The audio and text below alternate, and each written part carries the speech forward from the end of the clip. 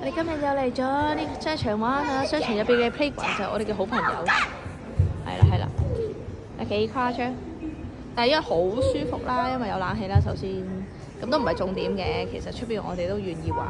不過今日咧，我哋有個任務咧，就係嚟到買，其實睇下先啦，睇下啲家品啊，因為我嚟緊搬屋嘛。如果咧租屋租得成咧，咁都要重新買過晒啲嘢。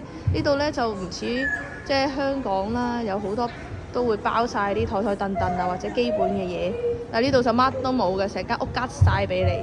咁雖然香港都係咁，但係我啱啱租嗰個咧就即係有得揀啊嘛，起碼有得揀嗰啲係已經有啲台凳。呢度係基本上係95%咧都係冇台凳嘅，可能都費事有啲法律嘅一啲即係爭拗啦。咁佢呢度好多嗰啲租霸或者係保，總之整爛咗又要賠又要剩，咁其實都好嘅，大家自己即係負責自己啲嘢啊。咁啲房東又唔使即係話壞咗個冷氣機，壞咗個雪櫃咁樣又去搞啲搞路。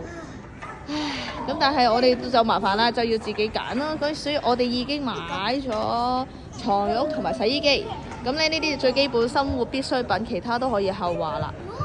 好，咁佢哋又玩得開心，我哋又輪流喺度睇小朋友。係啊，幾誇張。幾威嘈呢個小朋友。但呢個好嘅，冇乜人喺度玩。